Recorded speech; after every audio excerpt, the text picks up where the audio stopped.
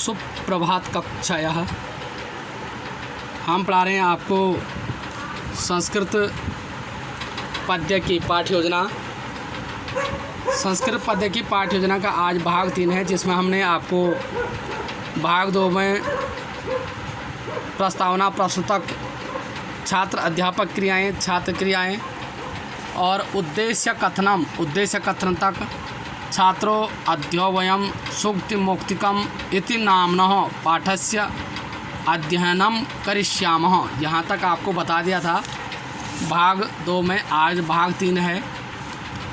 तो भाग 3 में आपका यही है शिक्षण बिंदु। नंबर दूसरा कॉलम बनेगा शिक्षण लक्ष्य ऑब्लिक व्यावहारिक उद्देश्य। नंबर तीसरा कॉलम बनेगा छात्र अध्यापक क्रियाएं। नंबर चौथा बनेगा छात्र क्रियाएं। नंबर 5वां कॉलम बनेगा विधि ऑब्लिक प्रविधि ऑब्लिक सहायक सामग्री। नंबर 6वां बनेगा श्यामपट सारांश। नंबर 7वां बनेगा मूल्यांकन। अब इसमें है आदर्श वाचन।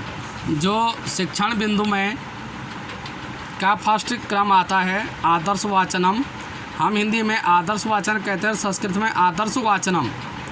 और श्लोक की 4 या 8 पंक्तियों से ज़्यादा आप नहीं लेंगे। पिबंती ... खल सज्ज नानाम पूर्ण विराम मोहलंत। तो यहाँ तक आप लेंगे। ये कौशलात्मक शिक्षण लक्ष्य व्यावहारिक उद्देश्य, शिक्षण लक्ष्य ऑब्लिक व्यावहारिक उद्देश्य है कौशलात्मक। तो छात्र अपनी वाचन एवं श्रवण क्षमता का विकास करते हैं। क्यों? आदर्श, जब शिक्षक आदर्श वाचन करते हैं और जो पद्य है, पद्य के श्लोक लयबद्ध होने चाहिए। जैसे त्वमेव माता च पिता त्वमेव बन्धुश्च सखा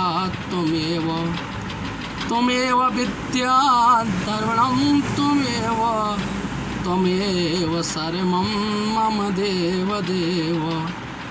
इसी प्रकार से पिबन्ति नद्यो न, ये वाला श्लोक भी आप लयबद्ध, चाहे पद्य में श्लोक हो, कविता हो, हमेशा लयबद्ध ही उसको गाते हैं, बोलते हैं, एकदम गीत भी ना बने।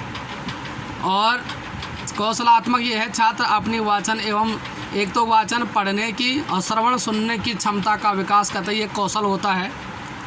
छात्र अध्यापक क्रियाएं, छात्र अध्यापक क्रियाएं। अब हमने कहा था संस्कृत का रूप देना, बाकी सारा हिंदी में ही है। सिर्फ हमने लिखा है छात्र अध्यापक विसर्ग उचित स्वरेण आरोहावरोह, आरोह अवरोह, उतार चढ़ाव सहितेन विराम चिन्हानुसारेण आदर्श वाचनम मोहलंत करिष्यति। तो ये छात्र अध्यापक क्रियाएं हैं। और छात्र क्रियाएं हैं छात्र ध्यानपूर्वक सुनते हैं, पूर्ण विराम। फिर है विधि ऑब्लिक प्रविधि ऑब्लिक सहायक सामग्री है स्पष्ट वाचन विधि, पूर्ण विराम, श्यामपट सारांश कुछ नहीं है, मूल्यांकन कुछ नहीं है। तो ये आपको नहीं, इतना हमने सिर्फ संस्कृत का रूप दिया है, बाकी पूरा हिंदी का ही है। इसके बाद का आता है कठिन शब्दोच्चारणम अभ्यास। हिंदी में मैंने आपको बताया था। और इसको जो आदर्श वाचन शिक्षक छात्र अध्यापिकाएँ आप लयबद्ध करेंगे। हम निरीक्षण में आ गए, आप लयबद्ध नहीं कर रहे होंगे तो वहीं पे आपकी कॉपी में लिख देंगे हम या एग्जामिनर। अब दूसरा क्रम आता है कठिन शब्दोच्चारणम अभ्यास। हिंदी में हम कहते हैं कठिन शब्दोच्चारण अभ्यास।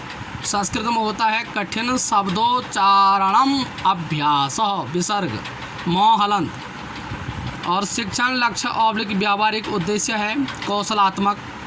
छात्र अपनी उच्चारण क्षमता का विकास करते हैं। उच्चारण क्षमता का, क्योंकि उच्चारण ये भी एक कौशल है, उच्चारण क्षमता का विकास करना। जो कठिन शब्द होते हैं उन कठिन शब्दों को पढ़ना। और छात्र अध्यापक क्रियाएं हैं छात्र अध्यापक छात्रों से पठित काव्यांश के कठिन शब्दों का शुद्ध उच्चारण अभ्यास कराता है। अब कठिन शब्दोच्चारण अभ्यास में जो कठिन शब्द होते हैं उन कठिन शब्दों का छात्र अध्यापक छात्रों से शुद्ध उच्चारण अभ्यास कराता है। अब छात्र क्रियाएं क्या हैं? छात्र स्पष्ट तथा शुद्ध उच्चारण का अभ्यास करते हैं। स्पष्ट तथा शुद्ध उच्चारण का छात्र उनका स्पष्ट उच्चारण करते हैं जैसे टीचर करता है, और छात्र भी उसी प्रकार उनका शुद्ध उच्चारण अभ्यास करते हैं। विधि ऑब्लिक प्रविधि ऑब्लिक सहायक सामग्री है अभ्यास विधि। और जब आप अभ्यास स्पष्ट वाचन विधि अभ्यास विधि प्रश्न हो तो ऐसा लिखते हैं तो पूर्ण विराम भी लगाया करो। और जहाँ पे उत्तर में यह छात्र ध्यानपूर्वक सुनते हैं पूर्ण विराम, छात्र स्पष्ट तथा शुद्ध उच्चारण का अभ्यास करते हैं पूर्ण विराम, ऐसे भी लगाओ। इस श्याम पट सारांश हैं। अब गुणयुक्त, क्योंकि इस यहाँ पे था कि छात्र अध्यापक छात्रों से पठित काव्यांश के कठिन शब्दों का शुद्ध उच्चारण अभ्यास कराता है।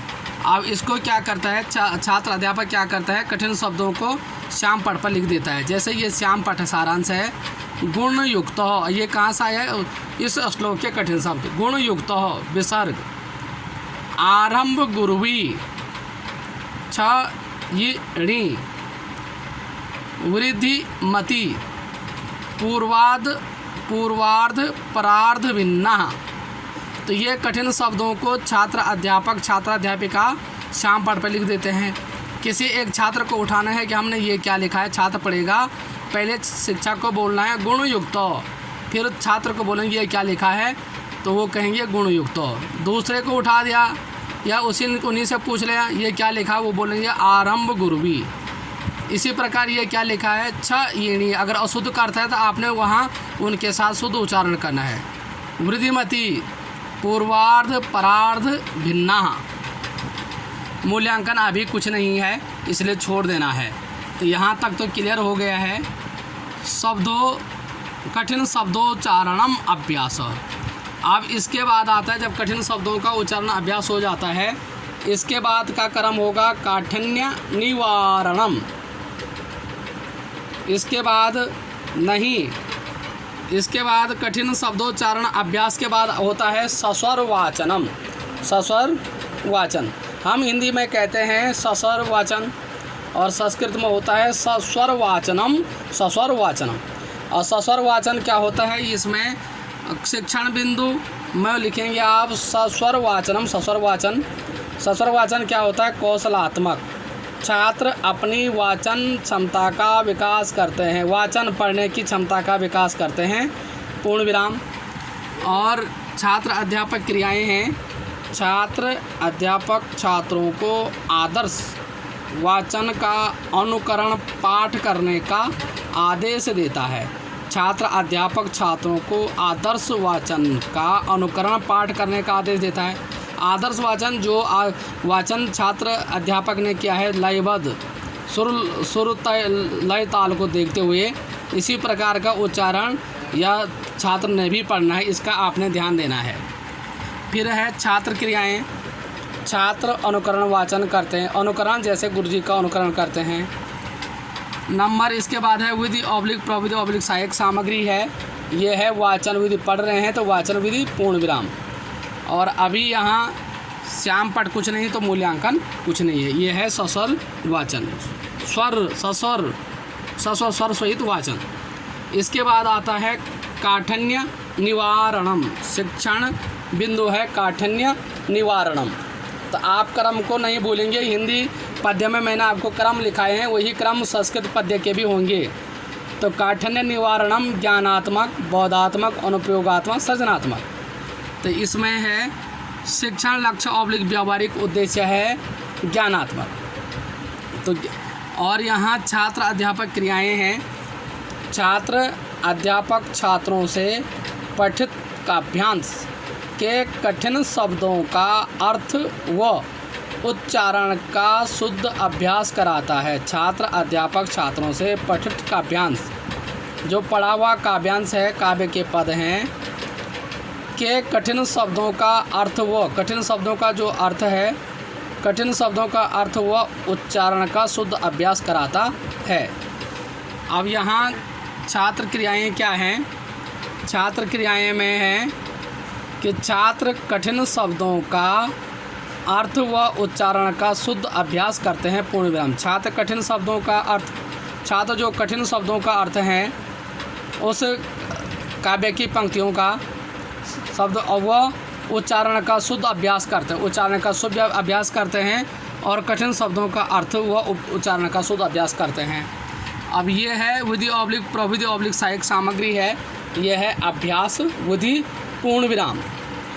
अब इसमें है श्याम पट सारांश। श्याम पट पे आप लिखेंगे, एक ओर लिखेंगे आप शब्द, दूसरी ओर लिखेंगे आप अर्थ। जैसे है गुण युक्त विसर्ग, तो ये लिखेंगे गुणों से युक्त, गुण युक्त गुणों से युक्त।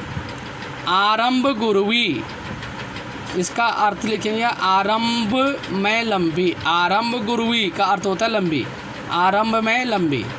क्षयिणी, घटती स्वभाव वाली। क्षयिणी का अर्थ होता है घटती स्वभाव वाली। वृद्धिमती, लंबी हुई। वृद्धिमती लंबी हुई। पूर्वार्ध परार्ध भिन्ना, पूर्वार्ध और अपराहन। पूर्वार्ध परार्ध भिन्ना, पूर्वार्ध और अपराहन। अभी मूल्यांकन कुछ नहीं है तो आपने छोड़ देना है। तो ये यहाँ आपने भी स्पष्ट किया होगा कि छात्र अध्यापक छात्रों से पठित काव्यांश के कठिन शब्दों का अर्थ व उच्चारण का शुद्ध अभ्यास कराता है। तो यही है कठिन शब्दों कि ये हो गए और इनका अर्थ का शुद्ध उच्चारण अभ्यास कराता है। तो ये आपने श्याम पट पे आपने ये पहले कठिन शब्दोच्चारण अभ्यास में लिखा ही है और काठिन्य निवारण में आप इनका अर्थ भी बता देंगे। कठिन शब्दोच्चारण अभ्यास में खैर मात्र आपने कठिन शब्दों को पढ़वाना है, उसका अभ्यास करवाना है, तो काठिन्य निवारण में आपने इन शब्दों का अर्थ भी बताना है। बस यही अंतर है इन दोनों में। तो ये और इसमें ज्ञानात्मक, बौद्धात्मक, अनुप्रयोगात्मक, सृजनात्मक का भी आपको ध्यान रहना चाहिए। ज्ञानात्मक जो हमें ज्ञान शक्ति का विकास करता है, जैसे भारत के प्रधानमंत्री का नाम बताइए, ये है ज्ञानात्मक सामान्य ज्ञान। बौद्धात्मक जो बौद्ध बुद्धि शक्ति का विकास करता है, ऐसे प्रश्न हो जो बुद्धि शक्ति का विकास करता है। और अनुप्रयोगात्मक जो प्रयोग किए हुए शब्दों का विकास करता है। और सृजनात्मक सीखना, तो ज्ञानात्मक के प्रश्न बनाने आने चाहिए, बौद्धात्मक के बनाने आने चाहिए, अनुप्रयोगात्मक के बनाने आने चाहिए और सृजनात्मक के बनाने आने चाहिए। आप इसका संज्ञान लेंगे। तो आज का भाग 3 में इतना ही। आशा है कि आप मेरे इस YouTube चैनल को आप सब्सक्राइब करेंगे ताकि मेरी प्रत्येक वीडियो ऑडियो के माध्यम से YouTube चैनल के माध्यम से आपके पास आ जाए। YouTube चैनल से के माध्यम से मेरे प्रत्येक वीडियो आपके पास आ जाए। तो आप मेरे इस YouTube चैनल को सब्सक्राइब करना ना भूलें। सब्सक्राइब करेंगे, शेयर करेंगे और लाइक करेंगे, ऐसी आपसे आशा की जाती है। तो पुनः अगले टॉपिक के साथ कल मिलते हैं। धन्यवाद।